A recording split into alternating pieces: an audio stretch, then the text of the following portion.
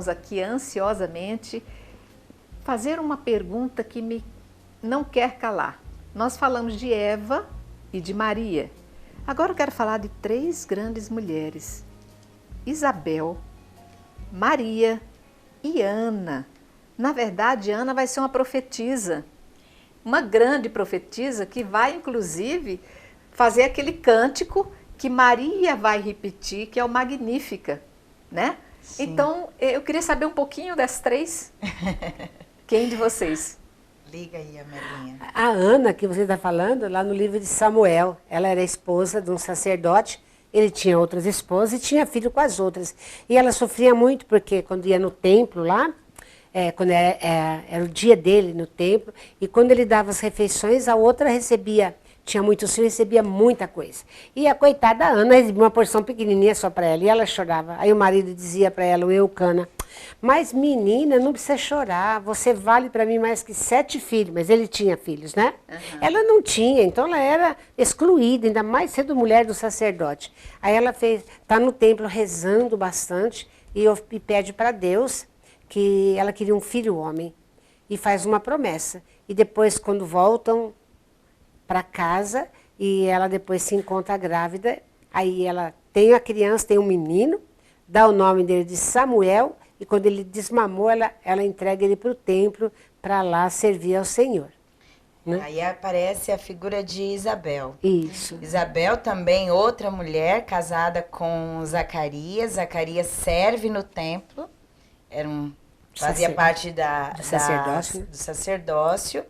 E ela também estéril, né? Reza a Deus, se humilha, porque é humilhada por não ter o filho.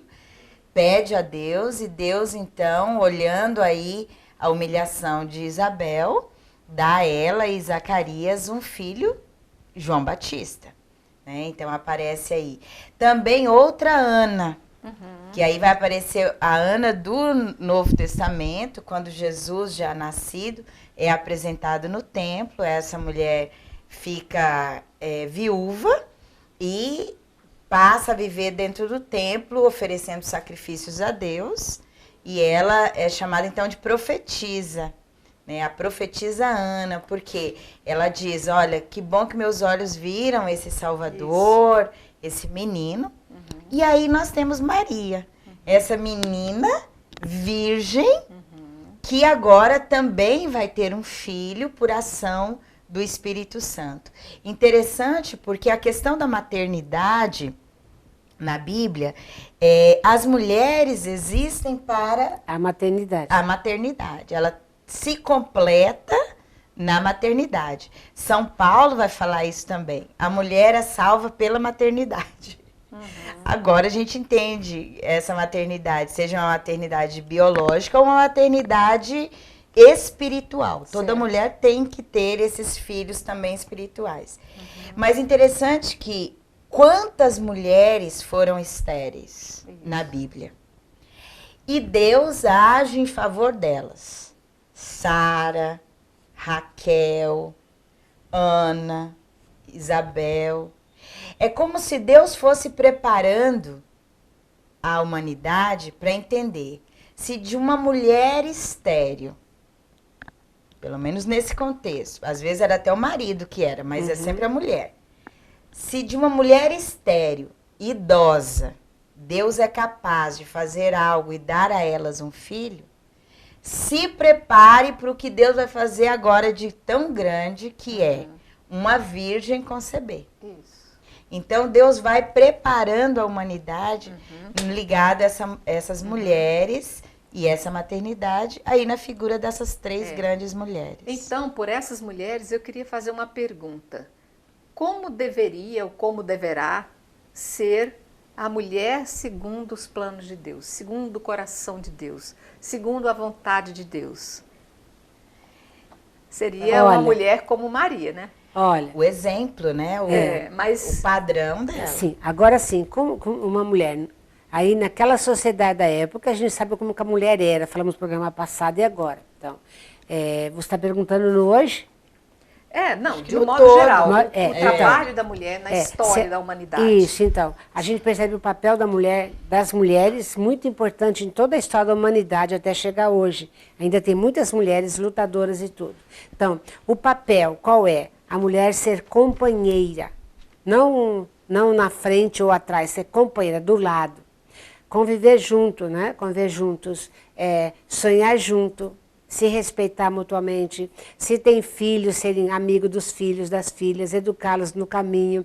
Então, esse é o papel. Não uma mulher submissa, obediente, mas o casal. E nem superior. Uma mulher que caminha, mulheres que caminham junto com os seus companheiros, né? Companheiros caminham com as suas companheiras, assim, em pé de igualdade. Porque a gente vai imaginar Maria conhecia o projeto de Deus, teve Jesus e educou, porque se Jesus fez o que fez, porque teve uma mãe e um pai que educou no caminho de Deus. Com certeza, e uma mulher como Maria, né? Como Maria. Aí então eu quero entrar, já que você fala Jesus, como é que vai ser então essa relação? A gente tem visto vários contos, vários momentos, várias passagens durante a história da Bíblia, em que Jesus se confronta, em que Jesus convive com essas mulheres. Como que eu devo ver Jesus e essas mulheres, agora que eu entendo toda essa saga, essa história, esse caminhar da mulher pela diversidade da sociedade, da história, né? Como é que eu deveria ver Jesus e essas mulheres? Jesus valorizou demais o papel da mulher. Então a gente vê em Jesus realmente aquilo que é a mulher no plano de Deus.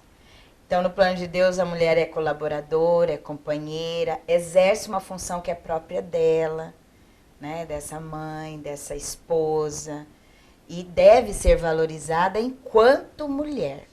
Jesus fez exatamente isso. Então Jesus tinha mulheres que o acompanhavam.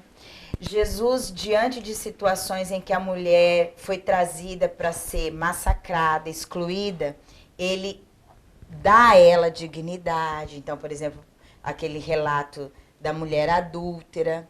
Por que trouxe só a mulher? Se lá no Deuteronômio 22, né? Deuteronômio 22 fala, quando alguém for pego em adultério, leve o homem e a mulher. Porque só a mulher trouxe. Então, Jesus faz eles olharem. Vocês estão discriminando. Ele vai ser cúmplice dessa mulher. Exatamente. Que é muito mais do que um companheiro. Ele vai ser alguém que vai trabalhar com ela, sonhar com ela. Exatamente. A gente tem Jesus com duas irmãs, que é Marta e Maria. Isso. Na casa delas. Na casa delas. Jesus que se deixa tocar por uma mulher quando ela lava os pés dele.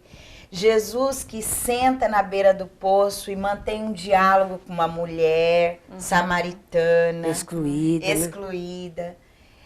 Jesus que tinha no seu grupo dos discípulos mulheres que acompanhavam, Maria Madalena.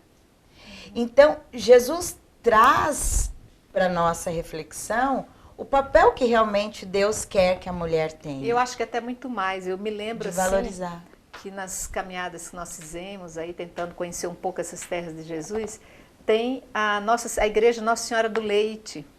E uma amiga minha, ela que é de outra religião, ela dizia assim, será que Nossa Senhora amamentou Jesus? E eu dizia, como não?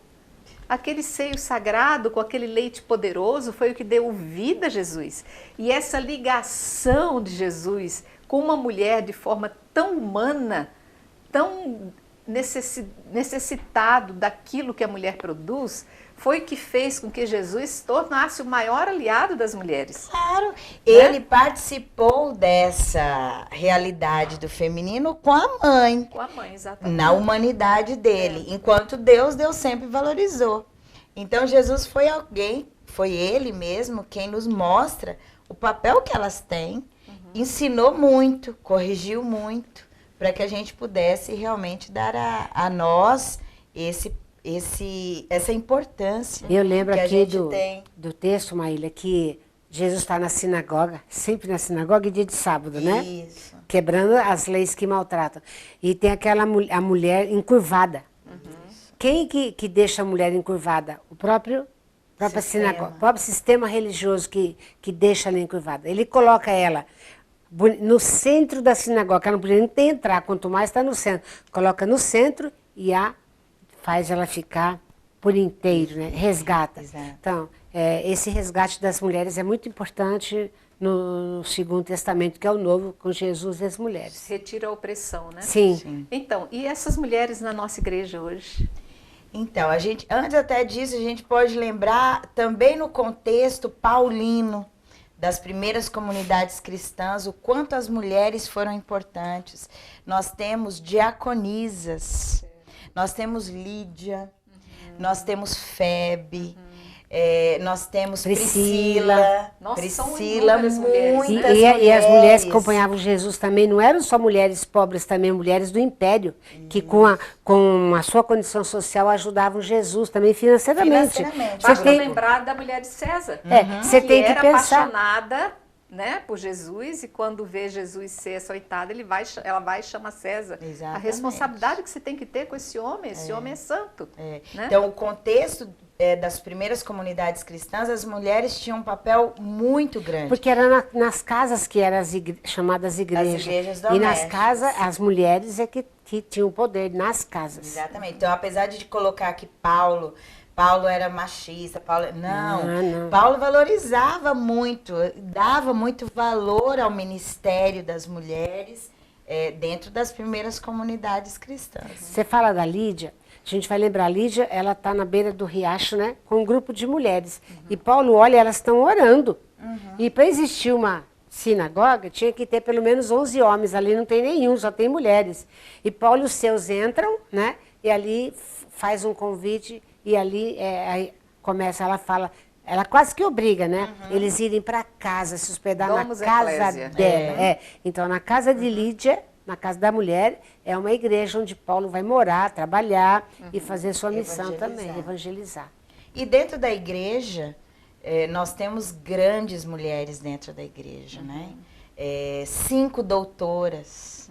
Imagina, dentro desse campo eclesial, uma mulher ser reconhecida como doutora, uma Santa Idelgarda, Santa Terezinha do Menino Jesus, Santa Teresa d'Ávila, né, que ensina a gente como mestra de oração, Santa Terezinha que nos ensinou um caminho pequeno, mas o caminho desse encontro com Deus. Santa Catarina de Sena. Catarina de Sena, que escreveu cartas e mais cartas ao Papa, na época em que papas. A igreja tinha 2 papas. Dentro do exílio, exílio dos papas. Os papas iam, ao longo da vida dela, se aconselharem com Santa Catarina.